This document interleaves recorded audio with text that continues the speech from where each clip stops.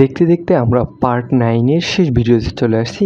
এই ভিডিওতে আমরা মাল্টিলিডার স্টাইল কীভাবে তৈরি করতে হয় সেটা সম্পর্কে জানবো। চলুন শুরু করা যাক। সো এইখানে আমরা একটা অবজেক্ট ড্রয়িং দেখতে পাচ্ছি। সো এই অবজেক্টের মাল্টিলিডারগুলো আমরা স্ট্যান্ডার্ড স্টাইলে তৈরি করেছিলাম। এখন আমরা অন্য স্টাইলে এটা তৈরি করতে চাই, অর্থাৎ আমাদের তৈরিকৃত মাল্টিলিডার স্টাইলে। তো সেইটার জন্য আমরা প্রথমেই ম্যানেজ মাল্টিলিডার্স স্টাইলে চলে যাব এবং এইখানে স্ট্যান্ডার্ড আছে। সো স্ট্যান্ডার্ডটাকে আমরা রেখে দেন নিউতে ক্লিক করব। সো এটার নাম দিলাম আমরা আওয়ার স্টাইল, আওয়ার স্টাইল নাম দিয়ে আমি কন্টিনিউ করে দিই। স্টার্ট উইথ অলওয়েজ, এখানে স্ট্যান্ডার্ডের সাথেই আমি স্টার্ট করতেছি, কন্টিনিউ করে দিচ্ছি এবং আমার কন্টিনিউ করার সাথে সাথে আমার এরকম একটা উইন্ডো আসবে। সো এইখানে বেশ কয়েকটা অপশন আছে, যে স্ট্রেইট লাইন অথবা এসপি লাইন। সো আমরা যাই এডিট করব সেটার একটা প্রিভিউ এখানে দেখা যাবে। সো প্রিভিউটা এখানে দেখা যাচ্ছে।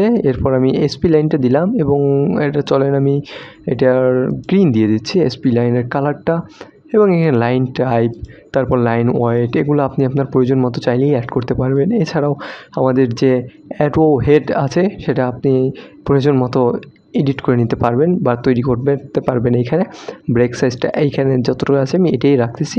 এরপর আমি লিডার স্ট্রাকচারে চলে যাই। লিডার স্ট্রাকচারে ম্যাক্সিমাম লিডার্স পয়েন্ট আছে এখানে 2, অর্থাৎ আমরা দেখেছিলাম যে আমরা একটা লিডার অ্যাড করার জন্য এই প্রথম পয়েন্টে একটা ক্লিক করি, দেন এই দিক বরাবর আরেকটা পয়েন্টে ক্লিক করি। অর্থাৎ এইখানে আপনি যতগুলা পয়েন্ট দিয়ে দিবেন ততগুলা পয়েন্টে ক্লিক করার মাধ্যমে আপনাকে একটা মাল্টিলিডার লাইন অ্যাড করতে হবে।